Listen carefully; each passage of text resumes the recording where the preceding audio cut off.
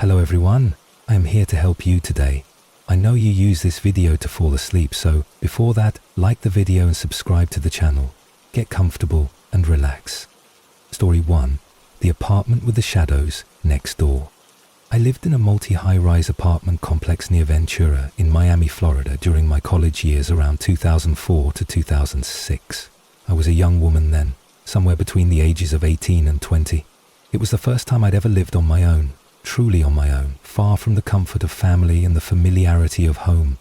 Miami was a dazzling city, but for someone fresh out of adolescence, it could also feel incredibly vast, fast-moving, and, at times, eerily cold. The apartment I rented was on the 14th floor, a small, open-concept studio that seemed charming at first, quiet, with a modest balcony and a view of the skyline that shimmered in the nighttime.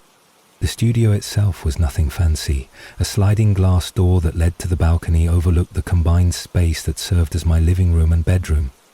The galley kitchen was tucked away toward the back, leading to a tiny hallway that connected everything to the main door. The whole apartment was barely large enough to be called spacious, but it was mine, and in those early months, it was a place of peace. Until it wasn't. Not long after I moved in, 2 girls around my age moved into the studio apartment right next to mine. At first glance, there was something unusual about them. They always wore sunglasses, even indoors or at dusk. They never returned my greetings or responded when I smiled or waved. They weren't outright hostile, just off. The vibe was hard to pin down, but something inside me told me not to try to befriend them. I listened to that instinct. And then one day, they were just gone. No moving truck, no goodbye, nothing. In their place, 3 men began coming and going from the apartment. They looked like they were in their 30s and gave off an entirely different kind of strange. The kind that lingers in your gut, makes your shoulders tense up. They never said a word, never smiled, but they watched. They stood in the hallway at odd hours and just watched, saying nothing as I passed. If you've ever felt a predator stare, you'll know exactly the chill that used to crawl up my back every time I saw them. I often stayed up late, working on projects for school. I'd watch Sex and the City DVDs. I rented from Blockbuster to keep myself company as I typed. My couch faced the sliding glass door, and I often left the vertical blinds slightly turned to let the city lights peek through. It made me feel a little less alone. My mother came to visit one week, and while she was in the kitchen, she suddenly called out to me. She said, "I swear I just saw someone go onto your balcony and then jump back over." I remember pausing my work, turning toward her, and shrugging it off with the kind of casual disbelief only a young and distracted student could muster. "It's probably nothing," I told her, eager to get back to my work. But she didn't let it go. That same day, she went out and got a sturdy piece of wood and wedged it into the door frame of the sliding glass door so no one could open it from the outside. I didn't object. About 2 months later, both my mother and grandmother came down to visit again. One night, they decided to go to a nearby casino, leaving me alone around 10 or 11 p.m. I had a big school project I was working on and opted to stay in and make progress. Only 15 minutes after they left, I heard something. A soft rustling near the front door. I froze, ears alert, instincts awake. I moved slowly, cautiously, tiptoeing to the peephole without making a sound. Through the tiny lens, I saw one of the men from next door, standing to the side of my door, arm leaning on the door frame, looking downward. He wasn't trying to knock. He wasn't standing normally. He was waiting. My pulse quickened. My whole body grew hot and tight with panic. I could feel my chest rising and falling too quickly as my mind raced. Where was my phone? What should I do? And then, before I could take my next breath, I heard the unmistakable sound of my sliding glass door beginning to move behind me. It was locked. I knew it was locked, but it still shuddered, rattling as if someone outside was pushing against it. I turned slowly, and there, through the slats in the vertical blinds, I saw another figure. It was the second man, standing on my balcony, pushing the door, seeing if it would budge. The angle of the blinds meant I could see him, but he likely couldn't see me. And still, I didn't move. I didn't dare. My phone was on the couch too close to the sliding door. I couldn't risk reaching for it. And then, like a scene from a fever dream, white computer paper started being slid under the front door. Sheet after sheet after sheet. No words, no drawings, just paper, followed by the door handle jiggling up and down violently. Fight or flight had officially kicked in, but I was trapped. There was nowhere to flee. I could only fight. My mother, ever prepared, had given me a large carving knife when I first moved in. I ducked into the kitchen, staying out of view from the sliding glass door, and retrieved it. I crouched, trembling, blade in hand, holding it at the height where I assumed a throat would be if someone broke in. I didn't know what I would do. I just knew I had to be ready. I hid, breathing so fast I thought I might black out, listening for footsteps, listening for the door to be kicked in. Then, salvation. The ding of the elevator down the hall, voices, keys in the lock. My mother and grandmother had returned early. The door swung open, and I nearly stabbed my mother out of raw panic. She screamed. I sobbed. I explained everything in between choking gasps of air. We called security. We called the Miami Police Department. Reports were filed. Statements were given. But within days, the strange men were gone, completely vanished. A maintenance crew arrived to remove furniture and appliances. No one ever came back. And in their place, a new couple moved in. A young family with a baby. I never got closure, never got answers. Only the understanding that if my family hadn't come back early that night, something unspeakable may have happened.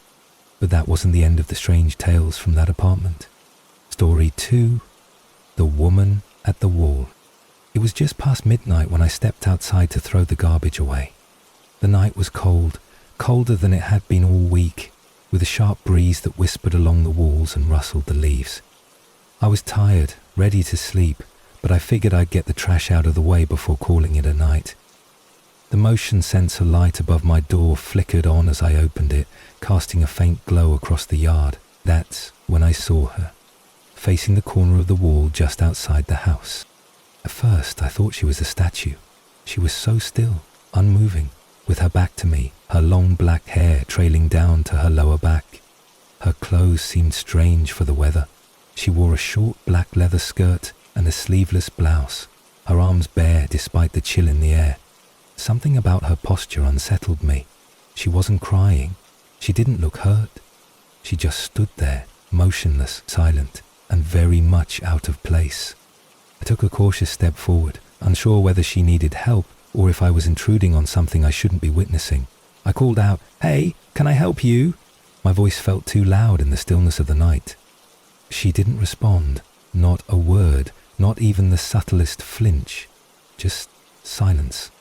"Are you waiting for someone?" I asked again, trying not to sound nervous. Still, there was no reaction. It was as if she didn't hear me, or didn't care, or wasn't really there at all. I was caught between concern and caution. Everything about her seemed strange, but I didn't want to turn my back and pretend it wasn't happening. I stood there for a few seconds longer, trying to make sense of what I was seeing. Then I made a decision. I would throw the garbage out, and once I came back, I'd talk to her again. Or, at the very least, call someone. I walked around the corner, keeping her in my peripheral vision as long as I could. When I returned, not a minute later, she was gone. The porch was completely empty. I froze at the edge of the driveway. My eyes darted in every direction, left, right, behind the bushes, down the sidewalk. But the street was silent.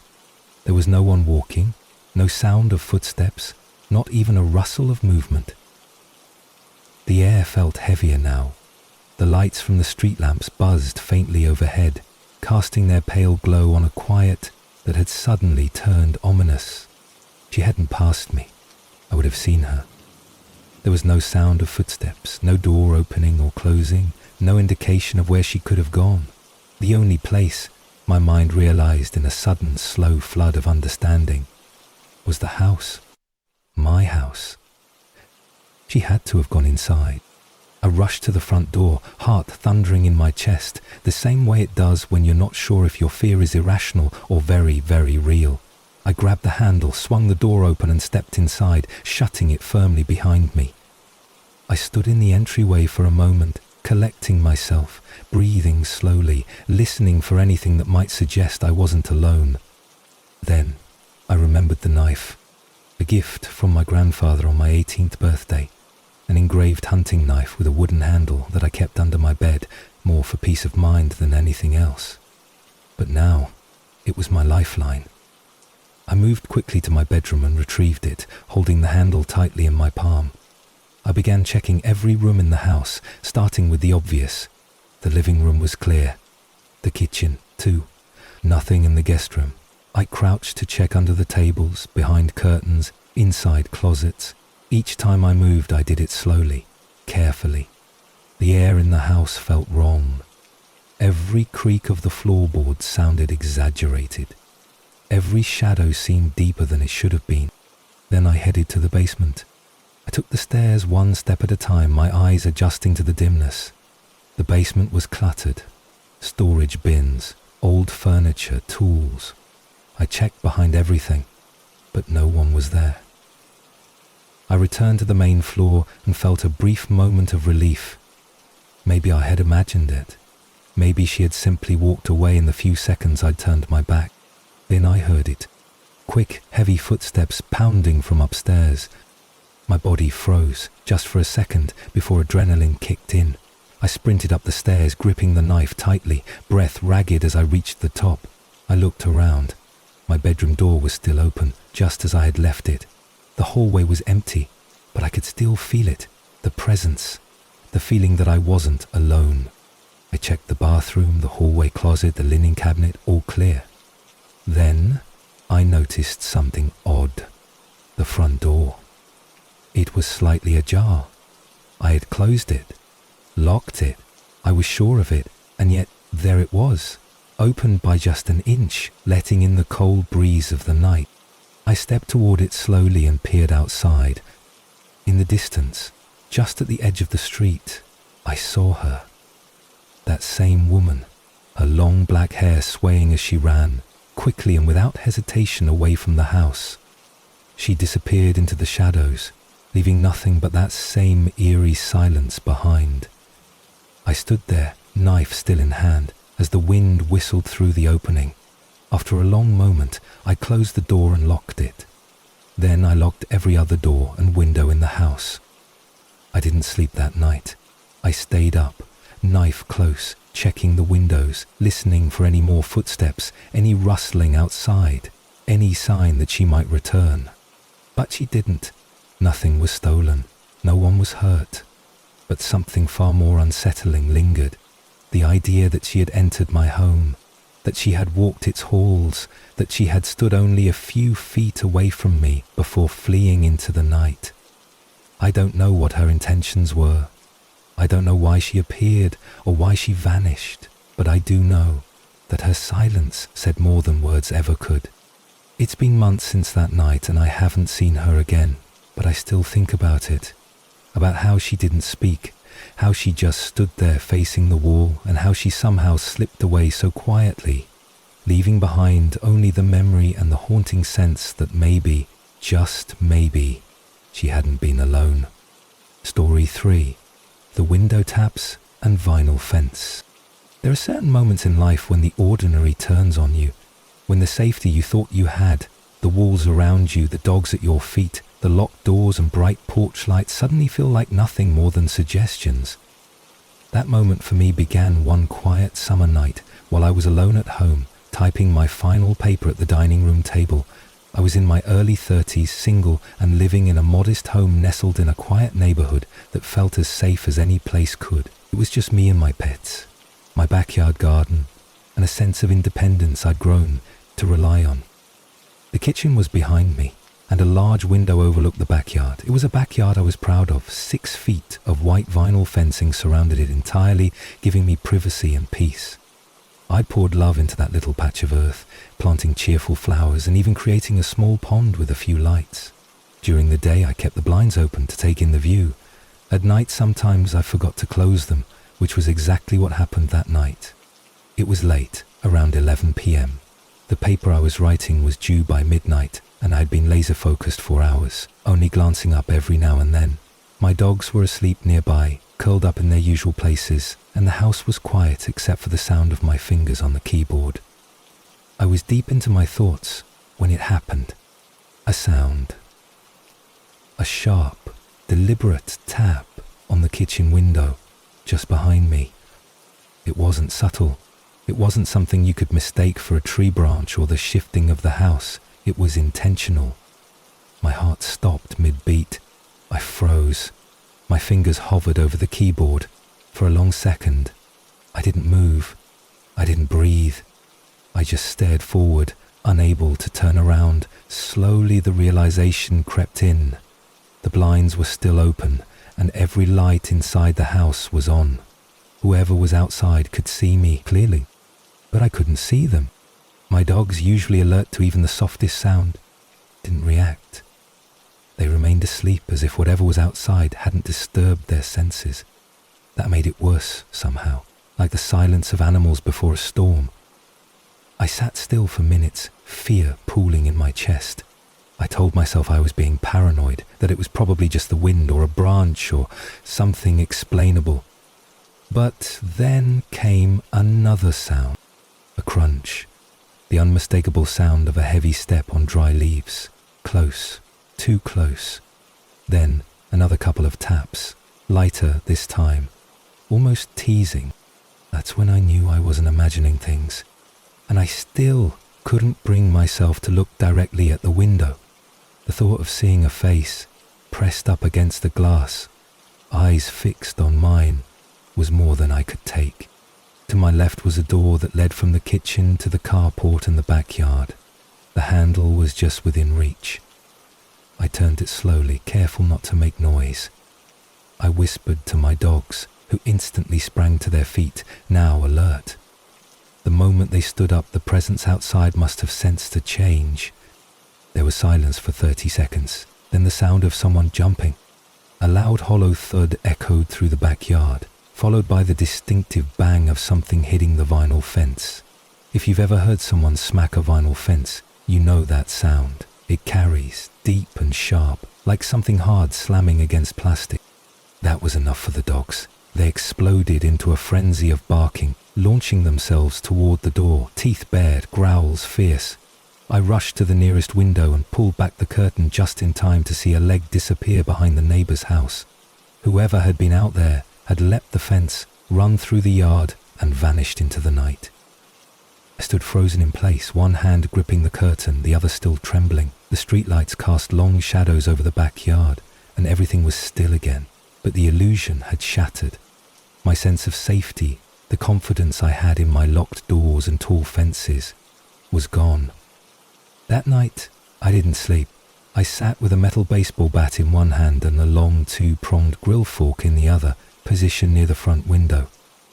I turned off all the lights inside the house and let the dogs roam freely, trusting their instincts more than my own.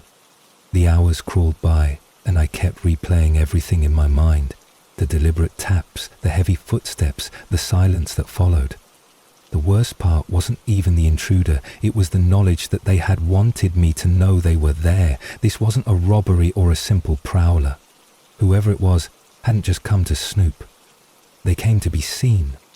After that night, I bought motion lights and cameras, lots of them. I installed them around the entire perimeter of the house, watching every angle, every inch of shadow. I upgraded my locks and added a reinforced deadbolt to the carport door. I trained my dogs more rigorously. I learned the sounds of my house by heart, what creaks were normal and which were not. But none of that brought back the comfort I used to feel. Every now and then the motion lights will flicker on in the middle of the night. Most of the time it's nothing, just a stray cat or a possum. But sometimes I think about the tap on the window. I think about how whoever it was didn't knock, didn't speak, just stood in the dark watching. And I wonder if they'll ever come back. Story 4, A Stranger at the Door. It was the second day of what was supposed to be a peaceful new chapter in my life. I had just quit my job to stay home with my children while my wife continued working full-time. After months of discussion, budgeting, and late-night talks about what was best for our family, we made the leap. It was something we both felt good about. Our children, a 1-year-old and a 5-year-old, were our priority. Being home with them meant more time for learning, bonding, and a healthier routine for everyone. But on that second day, something happened that shattered my illusions about safety in the daylight and turned a warm home into something suddenly fragile. It was mid-afternoon and I had just made lunch for the kids. The house was filled with the sounds of small laughter, clinking dishes, and the gentle hum of the television in the background. I remember sitting with them at the table, cutting grapes into tiny halves and wiping applesauce from my youngest chin, when there came a knock at the door. A loud knock. I live in a rough neighborhood. It's not the worst area, but it's the kind of place where you learn quickly that people don't always knock just to say hello. For that reason, I had developed a habit, a rule really, of answering the door with a gun in hand. It wasn't about aggression, it was about protection. I never wanted to be caught off guard, especially now that I was home alone with the kids. So, when I heard that knock, I instinctively grabbed the pistol I kept safely secured and walked toward the front door. I opened it slowly, cautiously. Standing there was a man, alone. Mid-30s maybe. He was tall, thin, and covered in tattoos. His face, neck, hands, arms. That didn't bother me in and of itself. I have tattoos too. I've met plenty of people with ink who are kind, creative, and thoughtful. But something about this man's demeanor was off. It wasn't just the way he looked. It was the way he stood, the way his eyes moved, how he shifted his weight too slowly, too deliberately, like he wasn't entirely sure what he was going to do next. He looked around quickly, then locked eyes with me. "Hey," he said, his voice low. "Can I come in? I need to use your bathroom. Maybe your phone too." I blinked. The request was bizarrely casual, as if we were old friends, or he'd somehow forgotten he was a complete stranger. There was no urgency in his tone, no panic or desperation, just a flat, unsettling calm. I said no, firmly, clearly. "No, man, I don't know you." His face tightened, not quite anger, but something brewing underneath. His eyes flicked behind me, maybe trying to get a glimpse of who else was in the house. My grip on the pistol tightened slightly, just enough for him to notice. I made sure he saw it. The shift in my posture, the weight of my refusal. He didn't take it well. He started yelling, fast and loud, like a switch had flipped. Nonsense at first, accusations, threats, things that didn't even make sense. I held my ground and raised the weapon slightly, pointing it at the floor, but angled enough to send a message. "Get off my porch," I said. "Now." He muttered something under his breath, eyes narrowed. Then finally he backed away, only to pause halfway down the steps. That's when I saw the second man. He came walking out of the back of my driveway as if he'd been waiting. He was shorter, heavier set, wearing a hoodie pulled up over his head. His hands were in his pockets, but I could see the shape of something, long and flat, against his leg. My mind began racing. Had they planned this? One at the front, one in the back? Hoping I'd step outside? Hoping the door would be left ajar? I stepped outside anyway, not far, just enough to show I wasn't going to be ambushed or intimidated. I raised my voice and told them both that if they came back, if I ever saw them near my house again, I wouldn't hesitate to defend myself or my children with lethal force. I didn't shout. I didn't threaten. I just said it plainly. Honestly. Like a man making a promise he intended to keep. They left. Not quickly. Not with the kind of hasty retreat you might expect. They walked slowly, lingering just long enough to make sure I saw their faces clearly. That bothered me more than anything. The confidence. The way they wanted me to see them, like they were sending a message. After they were gone, I locked the doors. I double-checked the windows. I walked through every room with the gun still in my hand, checking closets and corners, even under the beds. My kids had gone quiet, sensing something had been wrong. My 5-year-old asked if everything was okay, and I forced a smile, told him it was just someone asking for directions. But my heart was still pounding.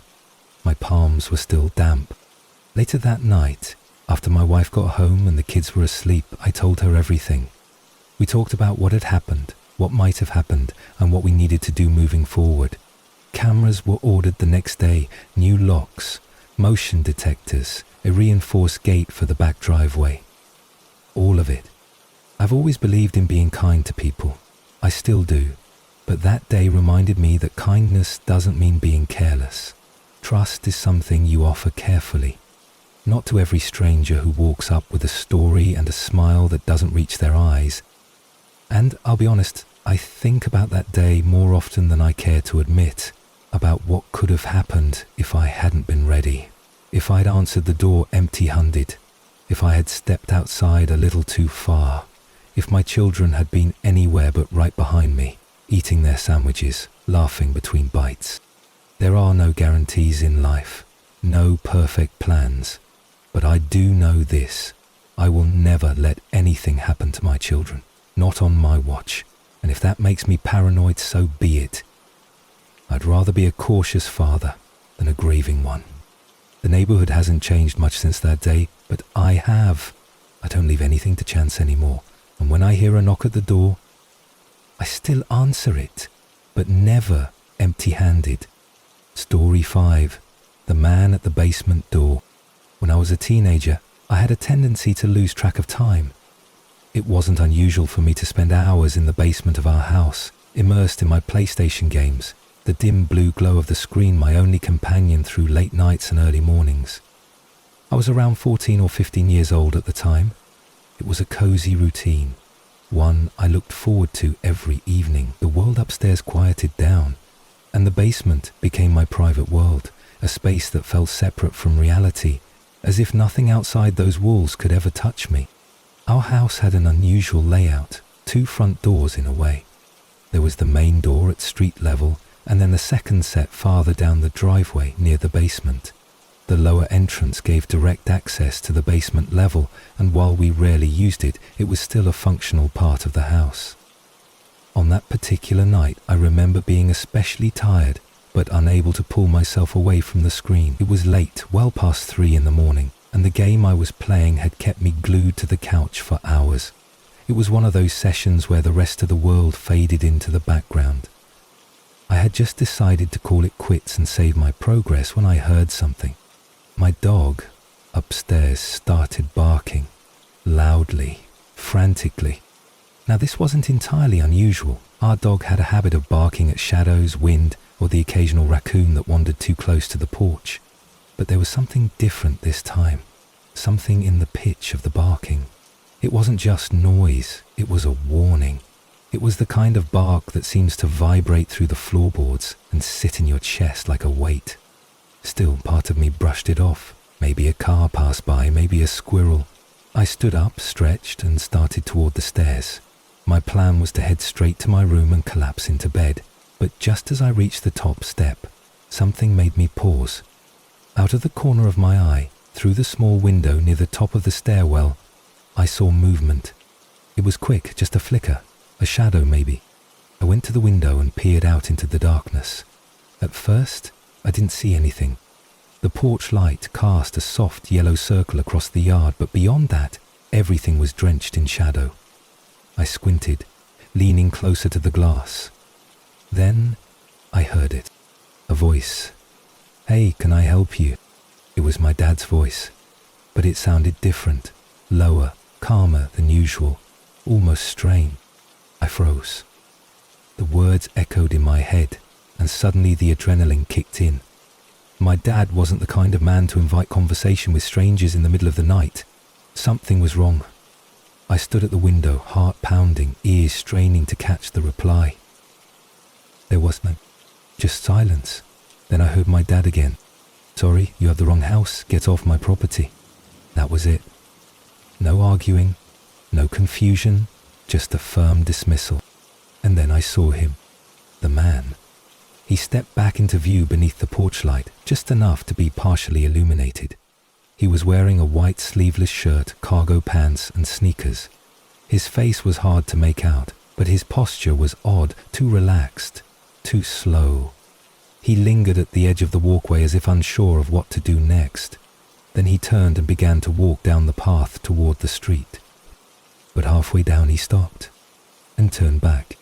He walked up the path again, slower this time, like he was debating something. That's when it hit me. He hadn't knocked on the front door. Not once. There had been no sound of a knock, which meant he had either tried the door handle or had just stood there in the dark, waiting. And then it hit me again. The basement door. I hadn't locked it. Panic bloomed in my chest. My feet moved before my mind could catch up. I ran down the stairs, heart hammering, and reached the basement entrance. I twisted the deadbolt and slid the chain into place just as the door handle began to jiggle. Not just a little test, it shook. Hard. I didn't wait to see if he'd try again. I turned and ran back up the stairs, taking them two at a time, and burst into my parents' bedroom. My dad was already on the phone, talking quickly, giving our address. The police were on their way. I stood in the corner of the room, shaking, trying to slow my breathing. I kept thinking about what would have happened if I had stayed a minute longer downstairs, if I had lingered in the dark, headset on, unaware of the door slowly creaking open behind me. What if I hadn't heard the dog? What if my dad hadn't seen him in time? The cops arrived about 30 minutes later. They canvassed the area, asked questions, and took a statement. Nothing was stolen, no signs of forced entry. But then, the next morning, we saw the headline in the local newspaper. A man had escaped from a nearby maximum security prison. There had been a mix-up. Someone had released the wrong inmate. The man they were supposed to transfer had remained in custody, while the one they mistakenly released had vanished into the night. They caught him later that day, in an abandoned house down the street from ours. He had broken in, taken shelter, and left no trace of where he'd planned to go next. They didn't release his name, didn't share details, but I knew in my bones that it was him. The man in the white shirt, the one who stood on our porch, the one who tried the basement door, the one who might have walked into our home while I sat, oblivious, lost in a game. Since then, I've never left the door unlocked, not once. I double-check every entry point before I go to bed. I installed cameras, motion lights, reinforced locks. It's not paranoia, it's awareness. Because sometimes the monsters aren't in your imagination. They're just down the street, released by mistake, walking up your driveway while the world sleeps. And all it takes is one unlocked door to let them in. Story 6. The oven that shouldn't have been on. It was one of those ordinary weekdays where nothing seemed particularly out of the norm, until everything shifted. I had just come home from work, my bag still slung over my shoulder, keys jangling in hand, and thoughts already drifting toward dinner plans. The air inside the house was calm and familiar, carrying the muted scent of lavender air freshener and something faintly warm. That warmth caught my attention immediately as I made my way through the kitchen toward the back door to let our dogs out. Something strange caught my eye. The oven. It was on. I stopped in my tracks, puzzled. The glowing orange of the heating element glared from behind the closed door. I hadn't been home all day. The house had been mostly empty save for one of my roommates, Mandy, who was feeling under the weather and had been tucked away in her room since morning. I stood in front of the oven for a few seconds, watching the heat wave shimmer inside, wondering if I should turn it off, but something held me back. I figured it would be better to ask Mandy first, just to be sure. Maybe she had put something in earlier and forgotten. Or maybe she was reheating something and needed it warm. Still, it seemed off. I made my way down the hallway, paused at her door and gave it a gentle knock. Hey, is the oven supposed to be on? Like, you using it? There was a pause. Then her voice came from inside, confused and faintly alarmed. What? No, I haven't even been in the kitchen today. That answer stopped me cold. My mind immediately started trying to make sense of it. If she hadn't used it, then who had? Our other roommate Carl wasn't home. He'd left early that morning for work and wouldn't be back until later in the evening. That meant it had to have been turned on sometime between when Carl left and when I arrived. A span of hours. I went back to the kitchen with her words echoing in my head. The oven was still on, humming softly, the heat radiating outward. I turned it off. That's when Mandy came out of her room, looking paler than usual, her illness making her movements slow. "What time did you get home again?" she asked. "Just now, like 5 minutes ago," I replied, still staring at the oven as if it might turn itself back on. Then she told me something that made my stomach twist. At around 11 that morning, while she was in bed trying to sleep off her fever, she heard noises, movement from the living room, the scraping of a chair, the sound of someone walking around. She thought it was me. Maybe I had come home early or forgotten something. She even heard a woman's voice at one point, calm, unbothered, talking softly about something she couldn't quite make out. She didn't get up to check. She didn't think she needed to. She thought I was there, but I wasn't. I'd left the house around 7:30 a.m. Mandy had been alone the entire time. I asked her how long the noises lasted. She couldn't say for sure, but it was long enough to be noticed. 10, maybe 20 minutes. Enough time for someone to walk around, maybe look through things. Enough time to turn on the oven and... what? Try to cook something? Or maybe distract? The more we talked, the more I realized how eerie the whole situation was. The dogs had been restless too, barking more than usual that morning. Mandy had chalked it up to them being reactive. Now, she wasn't so sure. I did a sweep of the house then. Every room, every closet, every hallway. I checked for signs of a break-in. Doors left ajar, windows unlocked, belongings disturbed. Nothing obvious stood out. No shattered glass, no open drawers. But something still felt wrong. The silence had a new weight to it. We sat in the living room for a while, Mandy curled up on the edge of the couch with a blanket, both of us trying to process what might have happened. The more we talked, the more unsettling the picture became. A stranger had likely entered our home. They hadn't stolen anything, they hadn't hurt anyone, but they had moved through our space, turned on appliances, made noise, acted like they belonged. That kind of intrusion doesn't just leave a trail in dust or prints on doorknobs. It leaves an imprint in the mind, a sense that your home, the place you're supposed to feel most safe, can suddenly be thin, penetrable, vulnerable. Later that night, Carl got home and we filled him in. He walked the house again, looking for signs, but like me, he found nothing. The front door had been locked when I arrived, the windows closed, the back door bolted, but the oven had been on. We debated calling the police. What would we even say? That someone might have come into the house, done nothing, and left? That the oven was our only clue? There wasn't much they could do. No one had been hurt, nothing was missing, so we left it alone. But none of us slept well that night. In the days that followed, we bought cameras, small, affordable indoor ones we could place discreetly in corners and bookshelves. We changed the locks, added motion lights to the front and back. We told a few close friends, just in case. And slowly, life returned to a form of normal. But it was never quite the same. I still think about that oven. How long it had been on. What the purpose of it being turned on was. Was it carelessness? A distraction? A psychological game?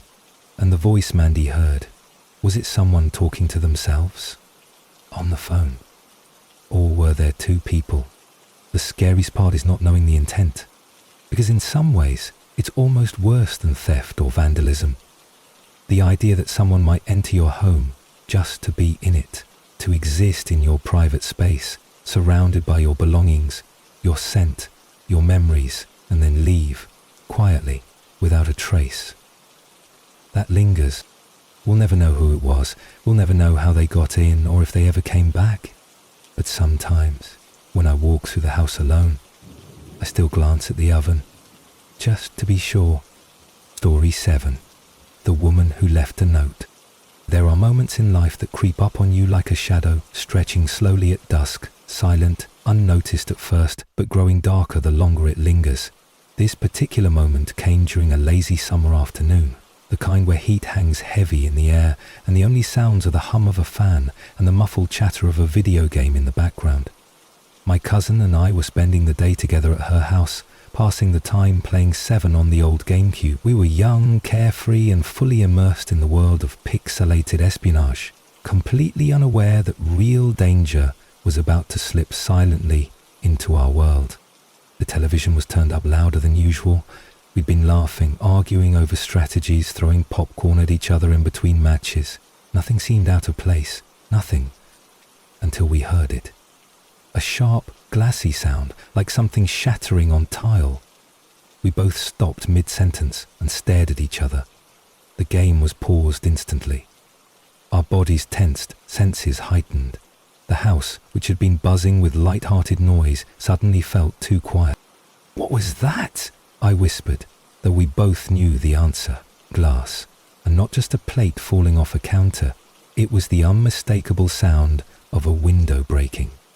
We didn't move right away. We waited, holding our breath, straining to hear something, anything that would confirm or deny the fear rising in our chests. That's when we heard it. The slow, unmistakable sound of flip-flop sandals moving across the kitchen floor, one step at a time, not hurried, not panicked, just steady, purposeful. My cousin grabbed her phone with trembling hands and called her mum. Her voice was low, urgent. "Mum, are you home? Did you come back early?" A pause, then a quick shake of her head. "She's still at work," she mouthed to me. "She's asking why we're asking." I felt the fear rising like a tide.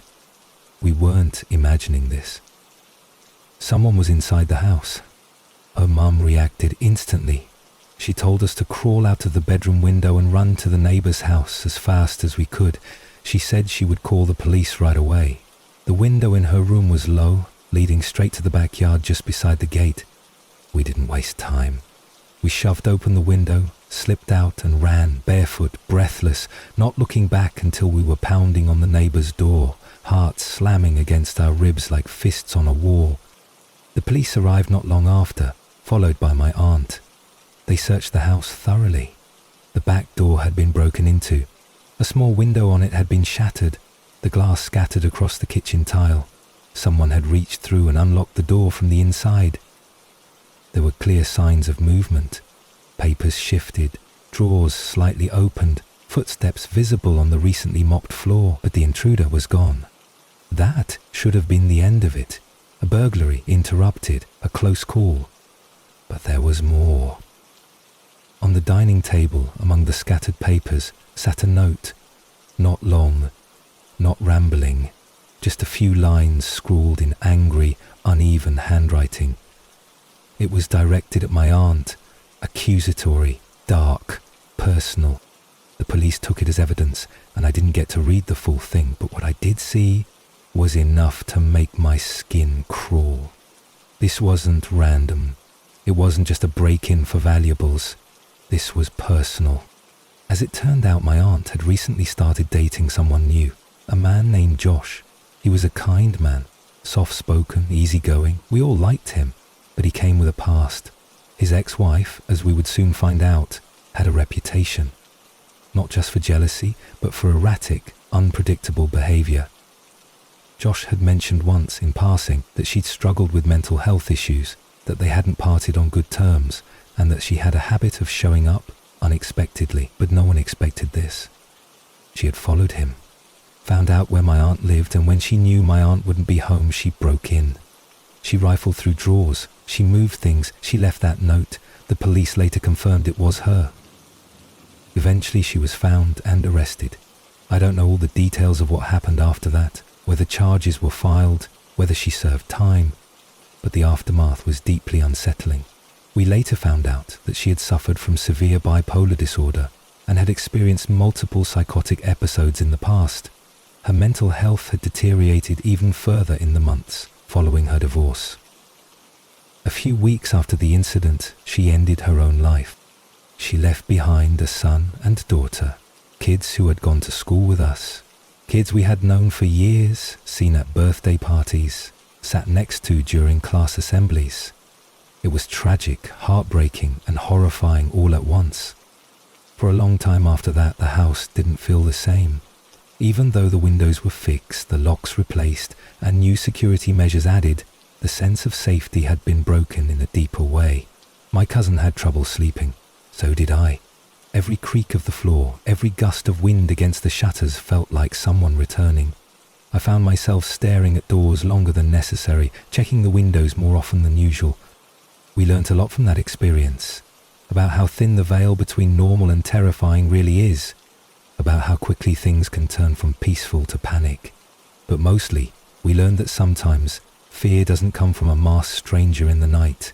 Sometimes it comes from someone who knows your name, someone who used to be part of your life, someone who knows exactly how to hurt you without even touching you. It's been years since then. The house has changed. People have moved on. But I still remember the sound of that window breaking, the shuffling footsteps in flip-flops, the hurried escape through the bedroom window, and I still wonder, if we hadn't paused the game, if we hadn't heard that sound, would we have walked into the kitchen? Would we have come face to face with her? And what would she have done if we had? There's no way to know. And maybe that's the scariest part of all. Story 8. The Man at the Doorstep. When you're a university student living away from home, there's a certain illusion of independence that sets in. You walk the streets alone with headphones in, come home late without worry, and brush off strange encounters as part of the adventure. I was a French student studying in the UK, living in a rented house with 7 other students. The house itself was large, 10 bedrooms spread out across 2 floors, and located on the north side of a town just a 20-minute drive from campus. While the north end was known to be safer than the south, there were always murmurs about crime, strange people hanging around, and incidents that never quite made it to the news but spread from student to student like quiet warnings. It was early evening when it happened. I had just finished coffee with a friend at a nearby cafe and was walking back toward the house. The streets were dimly lit and the air had that early autumn chill. I was halfway across the street, reaching into my coat pocket for my keys, when a man appeared beside me. I hadn't seen him before. He hadn't followed me from the cafe, or at least I hadn't noticed, but now he was there, standing just a few feet from my doorstep, as if waiting for me to arrive. He wasn't particularly tall or muscular, probably around 5'10", maybe in his early 20s. He wore a grey hoodie and jeans, with sneakers that looked scuffed and worn. His face was unshaven, and his posture leaned slightly forward, not quite threatening, but not relaxed either. "Hey," he said, giving a faint smile. "Sorry to bother you. I saw you walking from over there. You have something attractive in your walk." It was the kind of line that might sound flirtatious in another setting, maybe even harmless. But not here. Not with his eyes scanning my face, then drifting to the windows above me. Not with the cold way his words floated into the air. I gave a polite but curt smile, turning slightly so that my back wasn't fully exposed. He asked if I was Spanish. It wasn't the first time someone had guessed wrong. I replied that I was French, hoping the information would be enough to satisfy whatever curiosity he had. But he didn't stop there. He asked how long I'd been in the UK, what I was studying, how my English had gotten so good. The questions came fast, one after another, with no room for silence, no opportunity for retreat. I answered each one slowly, trying not to seem rude but making it clear I wasn't interested in conversation. Then came the question that changed everything. "Is this a house of all girls?" My stomach dropped. That wasn't the kind of question you asked unless you were calculating something. Scouting, perhaps. I replied, truthfully, that it wasn't. We were 4 girls and 4 boys. I wanted him to hear that there were men in the house, that it wasn't a soft target. He shifted slightly on his feet, visibly unsettled by my response. "You don't know my friend?" he asked. "He used to live here last year?" I shook my head. "No, sorry." He smiled again, only this time it wasn't a smile. It was something else, something darker, more knowing. Then he said, "Well, I'll see you soon." He turned and walked off into the shadows. I stood there, key halfway to the lock, trying to decide if I should go inside or wait. Eventually I slipped through the door, locked it behind me and rushed into the kitchen, where two of my roommates, Brooke and Mia, were cleaning up after dinner. I told them everything, replaying the conversation word for word. As I finished, I noticed a strange look pass between them. Mia cleared her throat. "That's not the first time," she said softly. "2 days ago I came back from the store and I swear someone was following me. He matched the same description, same weird questions, same uncomfortable energy." She said he had tried to flirt, had insisted on walking with her despite her repeatedly telling him she wasn't interested. When she shut the door in his face, he just stood there on the porch for a few seconds before walking away. We were officially alarmed. We decided to tell the other housemates, especially the boys, so everyone could be on alert. Nothing happened for a few days.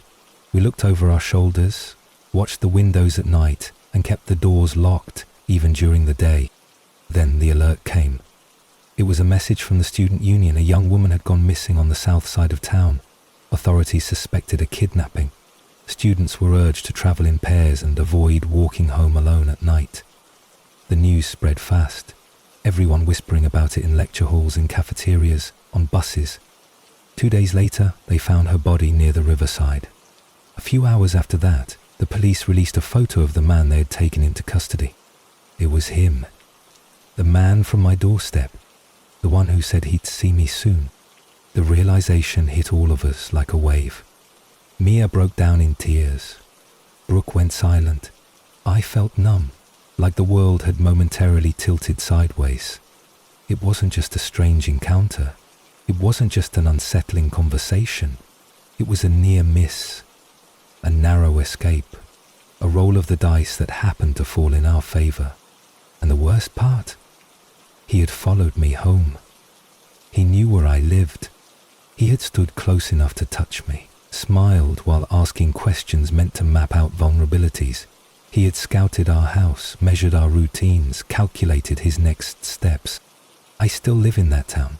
Different house, different neighborhood. But every time I walk alone, every time someone falls into step behind me, every time a car slows just slightly as I pass, I remember his words. "I'll see you soon." He didn't, but he could have. And that thought lingers longer than any nightmare.